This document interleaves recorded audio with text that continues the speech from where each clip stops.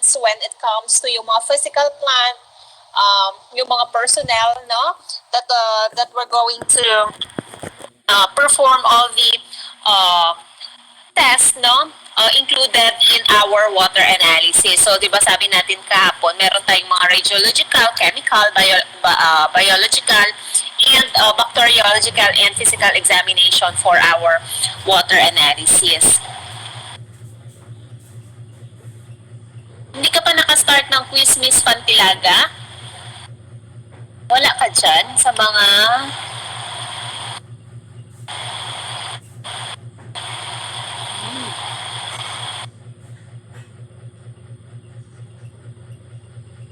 Okay. So yun, so diniscuss natin yun lahat-lahat yesterday. And at the same time, yung different classifications of our laboratory based on their yung ownership, no? Diniscuss din natin yan yesterday, and yung mga guidelines natin and yung mga regulations pertaining to accreditation ng ating water analysis laboratory. So today, we are going to discuss yung ating medical technology education, kung saan ba nag-start yung ating medical technology education, no? Kung kailan ba talaga siya nag-start si medical technology education. So based sa history ng medical technology sa Philippines, no, I know you're quite familiar with the, what they call this, with the history of the medical technology in the Philippines, no? Way back sa inyong PMLS, no? Alam ko na i-discuss yan sa inyo. So, dito tayo sa historical perspective ng ating medical technology education. So, first talaga nag-start si medical technology education is sa Philippine Union College, yung first na nag-put up ng medical technology education. And ngayon, si PUP is tinatawag na natin siya na Adventist University of the Philippines. So, siya yung pinakaunang nag-offer ng medical technology education dito sa atin sa Philippines, no? So, si Wella Hedrick, no? She was born in Portland, Oregon on March 4, 1925, no? Or in missionary silang dalawa, no? Dalawa silang missionary, Seventh-day Adventist missionary, no? And at the same time, pumunta dito sila sa Philippines. So since nakita nila na medyo walang, or yung kakulangan ng medical technology education dito sa Philippines, that's why nag-initiate sila, no, to put up a bachelor's degree in medical technology.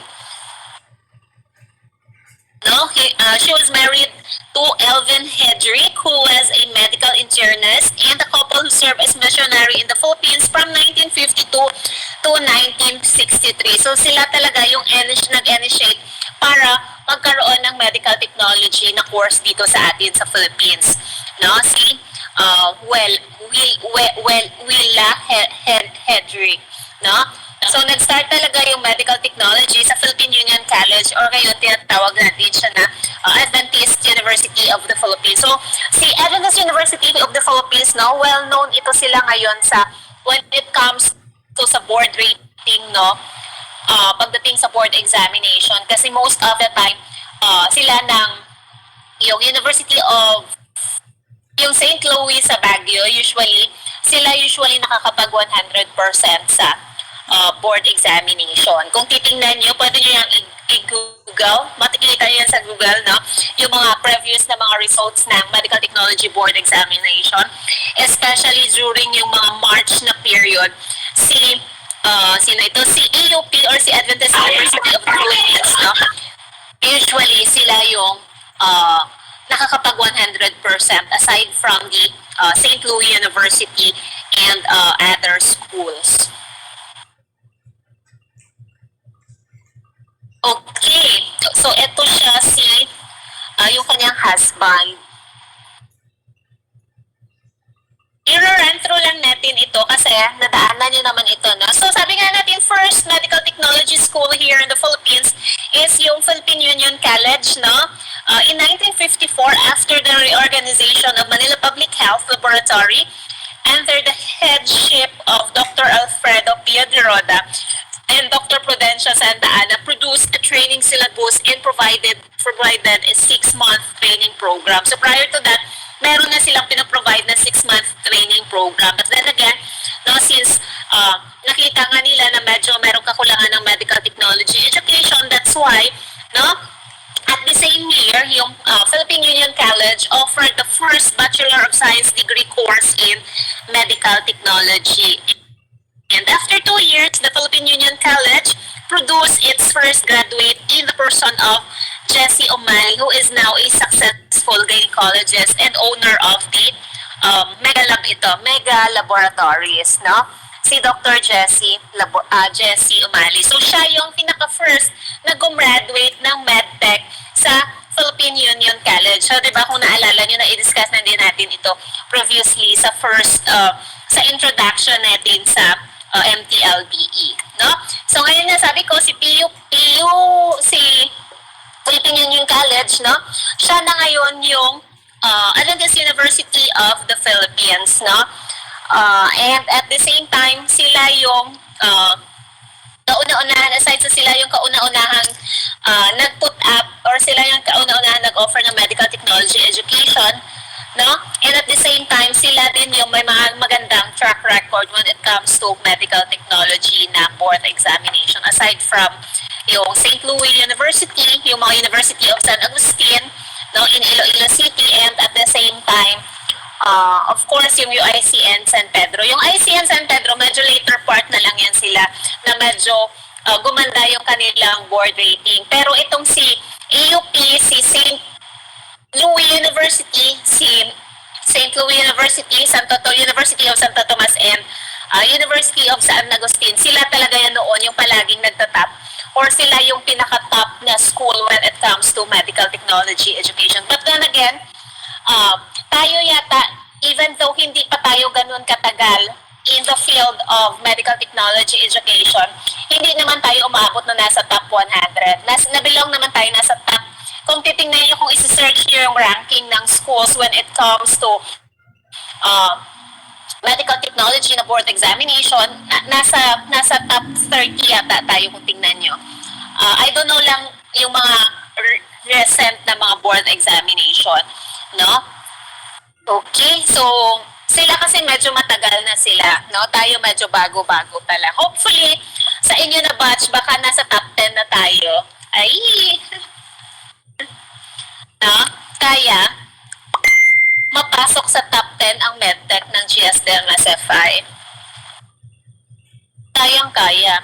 Okay, next is yung University of Santo Tomas, no, as what I've mentioned nga last time, no, yung medical technology course is kasama lang siya or nagiging elective course lang siya ng pharmacy department ng University of Santo Tomas until such time na naging BSMT na talaga siya. Sabi nga dito, elective for 4th year and 5th year pharmacy students in 1957 under the headship of Dr. Antonio Gabriel and Dr. Gustavo Reyes. So ito siya, elective lang siya. It's up to you kung i-enroll mo ba itong medical technology course or hindi during that time sa University of Santo Tomas in 1957.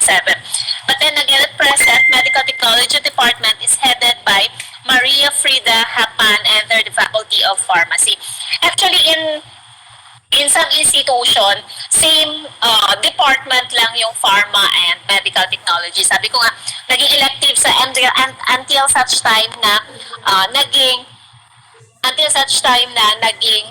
BS Medical Technology na siya na nag-offer na sila ng BS Medical Technology sa University of Santo Tomas.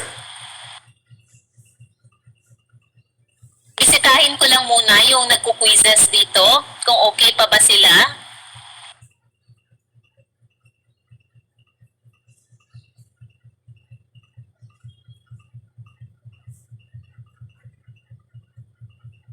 Meron na lang isa na hindi tapos. Okay? So next na nag-offer ng medical technology is yung Centro Escolar University or yung CEU. Now founded in 1907, formerly known as yung Centro Escolar de Señoritas, and offered BS Medical Technology in 1960. No, Science and Virtue or Scientia e Virtud yung kanilang ano tawag dito? Basta yun na yun. The college is now under the leadership of Dr. Charito Bermido. So, after ni AUP or PUC or Philippine Union College or the Adventist University of the Philippines, no, ang next na nag-offer ng medtech na course is si University of Santo Tomas, no, in 1957, and then si Centro Escolar University in 1960. So after ni UST, si CEU yung nag-offer ng medtech. Next is yung FEU or yung Far Eastern University. Now, after ni CEU, in 1961, Far Eastern University or FEU, Dr. Horacio A. Ilegan and Dr. Serafin Juliano envisioned the opening of medical technology program. No? In 1962, formal opening of the medical technology program in Far Eastern University. So placed under the Institute of Medicine and Institute of Arts and Science headed by Dean Lauro H. Panganiban. So ngayon, merong dalawang branch yung FEU. Merong FEU NRMF and FEU Manila. So itong FEU Manila, ito yung talaga yung siyang pinaka-first nila na FEU na branch. And then, after nang nag-offer ni Far Eastern University, nag-offer si University of the Philippines Manila. But then again, si University of Philippines Manila is hindi siya medical technology yung in-offer nila. Nag-offer sila ng public health. Bachelor of Science in Public Health in University of Manila. So usually, itong public health, no, almost same lang sila sa medtech. Kaso lang, meron lang silang mas more sila on yung curriculum ng public health and University of the Philippines, usually meron lang silang 2 weeks na exposure in the laboratory. So, established in 1901 at Cali Isaac Peral and Padre Faura Street. So, in 1932, the university opened the College of Public Health, now with the course leading to the degree of Bachelor of Science in Hygiene, Bachelor of Science in Public Health, whose curriculum is similar to that medical technologist, no? At present, College of Public Health is under the leadership of Engineer Romeo Quizot. So usually itong public health, almost same lang sila. Like for example, kung kayo graduate kayo ng medtech, pwede kayong mag-masters ng public health. No? Magkuha kayo ng masteral nyo, pwedeng public health, no?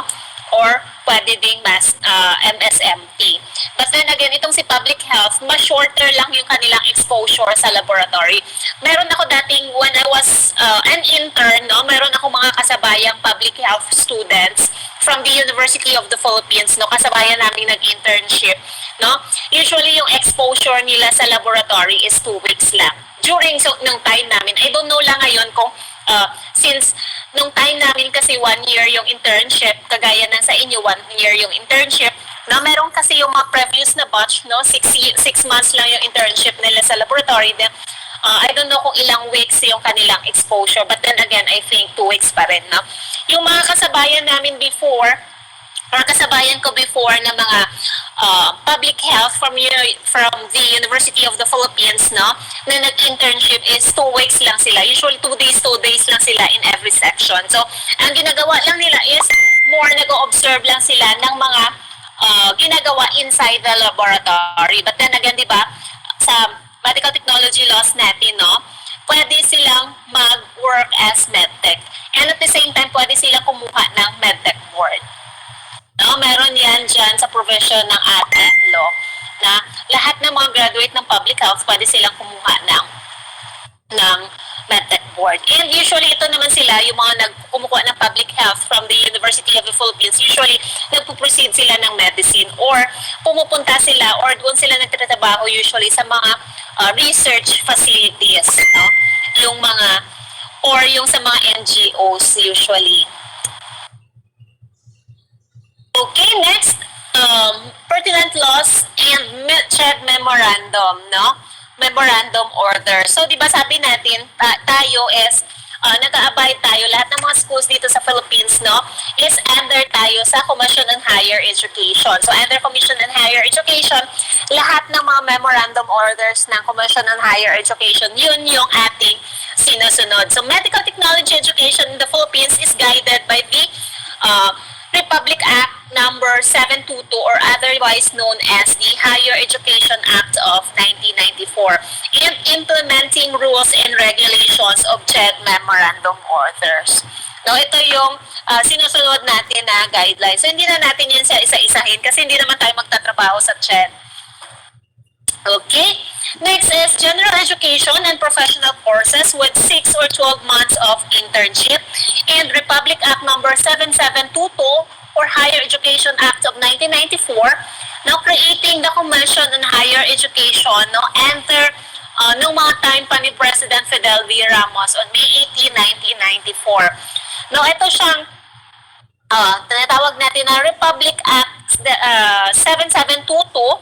No, usually ito siya appropriating funds, usually yung mga and other purposes ng mga CHED. Usually, dito nagde-declare yung state protects, foster, and promotes the right of citizens to affordable quality educations at all levels and take appropriate steps to ensure that education is accessible to all. So yan yung main purpose ng RA 7722 natin. No?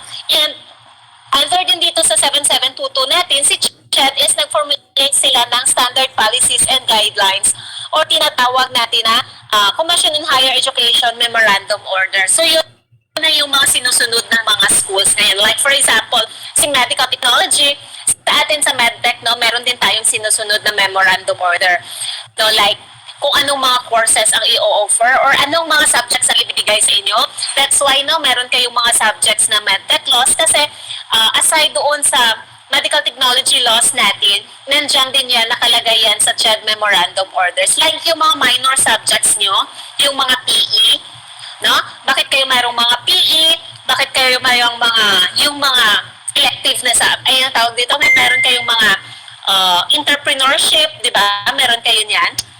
No, and other subjects like yung mga Filipino kasi nakalagay yan sa CHED memorandum order. So hindi natin yan siya pwedeng isantabi or tayo exempted tayo, hindi pwedeng ganyan. No? Kasi nakalagay yan sa CHED memorandum order. That's why, no, under this law or RA number 7722, CHED formulated yung standard policies and guidelines, no, sa lahat ng mga courses, no, sa lahat ng mga courses in higher education or specifically in yung mga colleges, no, and universities. So tinatawag yan siya na Commission on Higher Education Memorandum Orders, no. Like for example, lahat ng mga laboratory activities, lahat ng mga gamit sa laboratories, nakalagay yan dyan sa CHED Memorandum Orders, no. Once na nag-inspect si CHED, like kung ilan ang requirements nila ng student to teacher ratio, no, in a laboratory, nakalagay yan lahat sa CHED memorandum orders, no? Nakasaad yan lahat. So, inclined or naka-align lahat ng mga educational na ginagawa natin dito sa school is yung mga activities natin sa schools or specifically yung mga laboratory schedules natin or yung mga laboratory subjects natin is or yung mga number of hours and student to teachers ratio is naka-align yan siya doon sa CHED memorandum orders, no? Enter yan sa CHED memorandum orders. Okay? No, like for example, nire-require kayo na dapat makapag-comply kayo ng during internship, no? Ngayon yata is 1,500 something hours na kayo. So that 1,000 plus number of hours is under din yan sa CHED memorandum order. No, nakalagay yan doon sa CHED memorandum order na dapat lahat ng mag-i-internship na medtech bago sila makapag-graduate, dapat ito na number of hours is makomply nila. And makarotate sila, like for example, nakalagay doon sa hematology, dapat makarotate kayo ng 8 weeks sa hematology, 8 weeks sa bacteriology. So lahat yan, kung ilang weeks kayo nagro-rotate in every section during internship, is nakalagay yan doon under the CHED memorandum order, no? And that memorandum order is based doon sa Republic Act 7722 or the Higher Education Act of 1994 natin.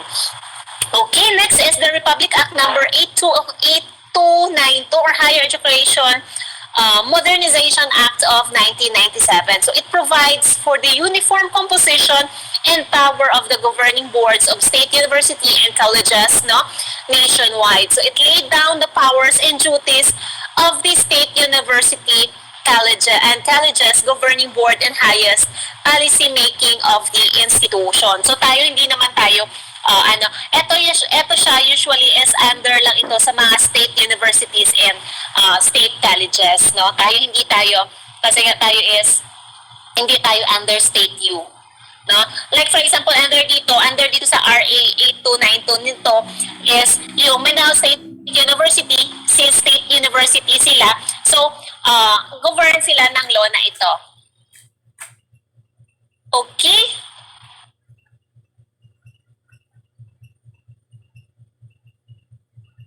Wait lang.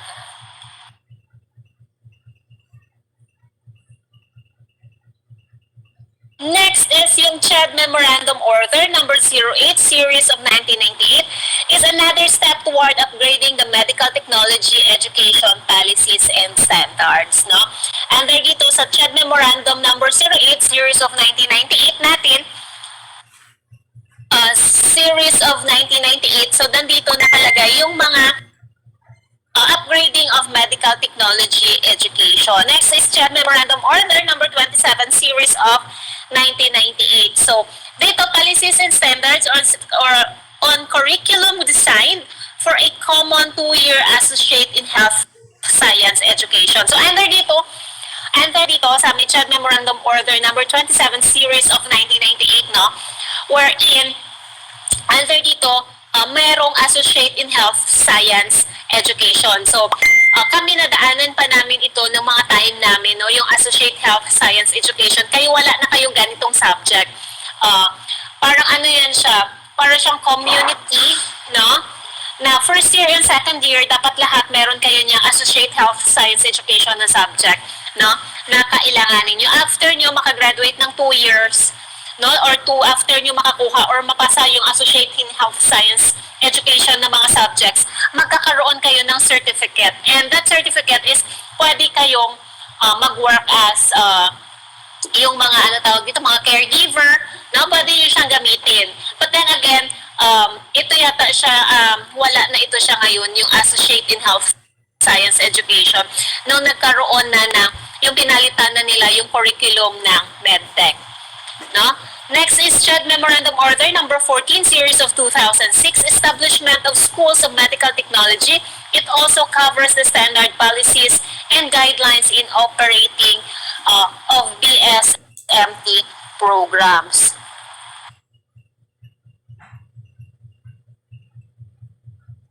Okay, next.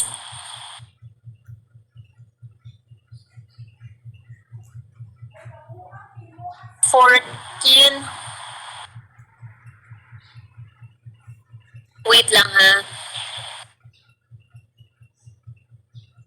Bisitahin muna natin ang ating. Anong nangyayari dito sa dalawang ito? Walang internet connection? Bakit nawala? Hindi pa rin tapos.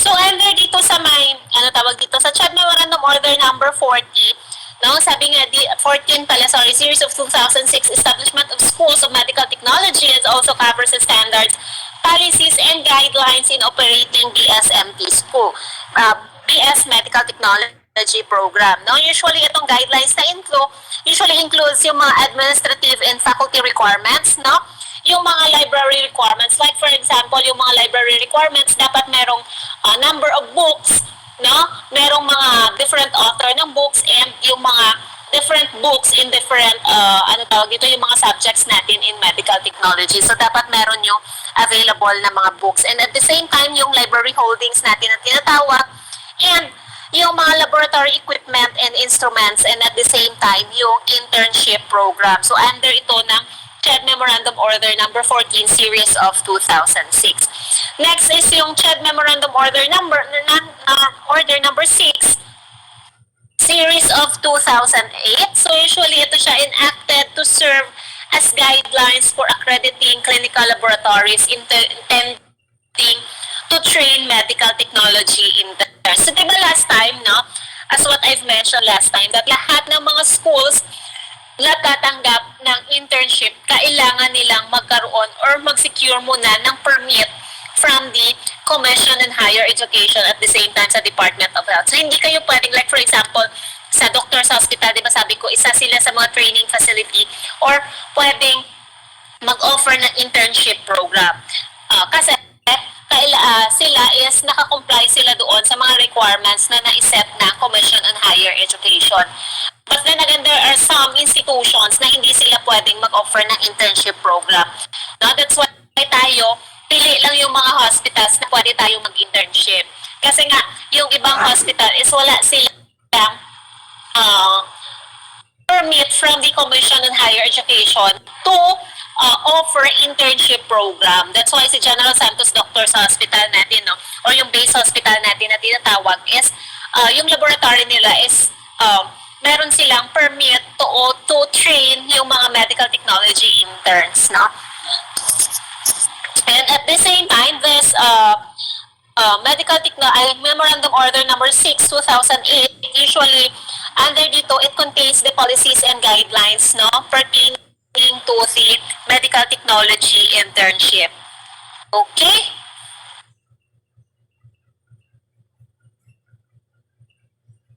Next natin is yung CHED Memorandum Order number 41 series of 2012.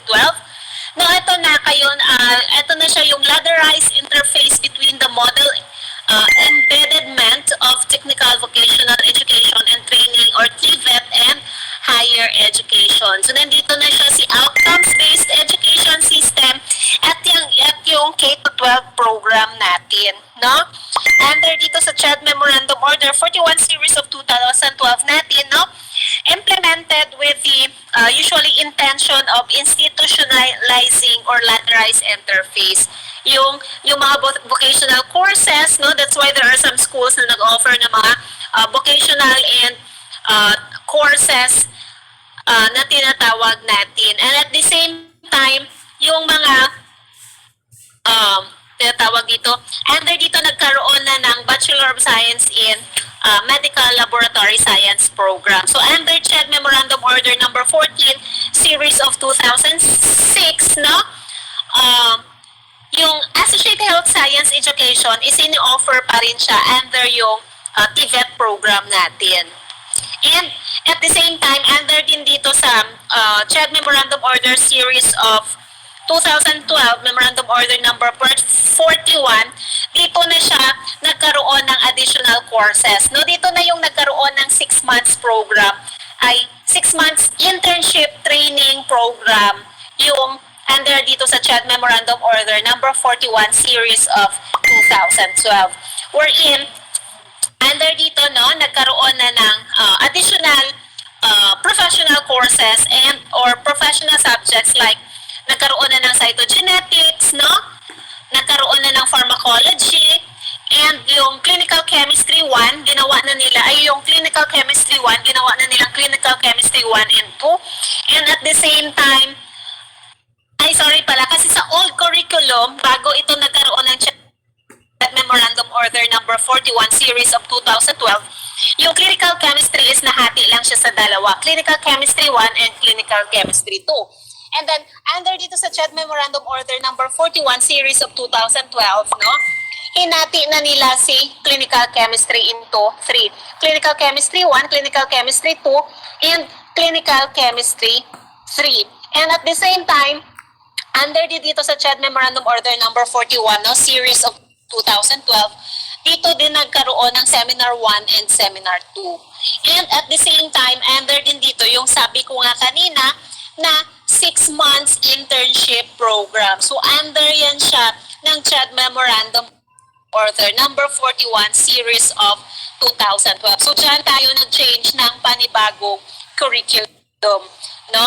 Under CHED Memorandum Order number 41 series of 2012. No, sa inyo later on i-discuss natin kung saang memorandum order na belong yung bakit nila binalik ulit sa one-year internship program. So kayo na batch is based sa CHED memorandum order is binalik kayo into a one-year internship program. So later on, pagtapos nyo ng third year, no, magkakaroon kayo ng one-year internship program. Yung mga previous batch, no, yung mga previous nung wala pang K-12, no, 6 months lang yung internship nila.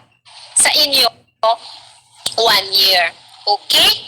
And at the same time, under yung outcomes-based educational system, no, under dito sa K-12 natin, na in order to have unified curriculum, no, the technical panel or yung member ng mga CHED, no, meron silang tinatawag na outcomes-based education under dito. So usually, under yung outcomes-based, no, the new graduates, no, yung dapat yung mga new graduates who demonstrate, dapat makapag-demonstrate ng skills and at the same time yung mga theoretical knowledge and at the same time, especially sa atin, is kailangan natin yung mga makapag-demonstrate ng necessary skills when it comes to lahat ng mga laboratory test na ginagawa natin. So that's why under ito sa outcomes-based educational system. Okay? So ito siya, yung ating medical technology education is i-continue natin ito siya next week. No, tatapusin natin and then right after nating matapos ito siya next week kasi we're running out of time again, no? Pag matapos natin ito siya next week, we'll be having a short quiz. After that, i-discuss natin yung mga different organizations natin in medical technology, especially or yung mga professional organizations natin in medical or in the professional organizations in the Philippines or yung tinatawag natin na medical technology professional educations in the Philippines. So yan yung i-discuss natin next week.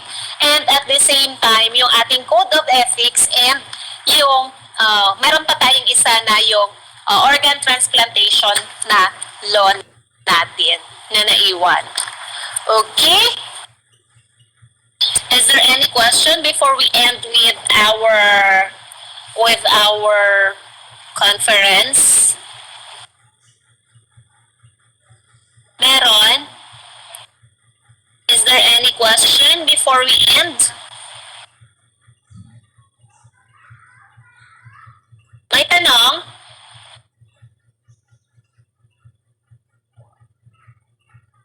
Wala na?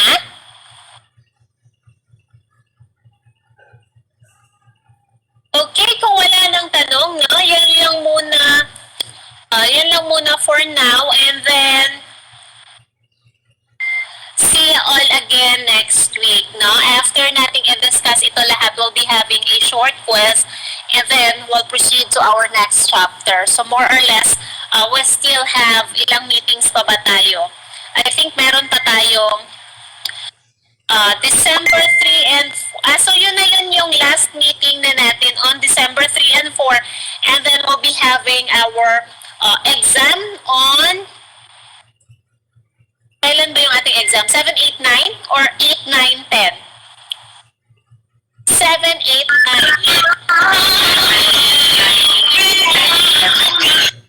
7, 9, 10, 11. Bakit anong meron sa 8?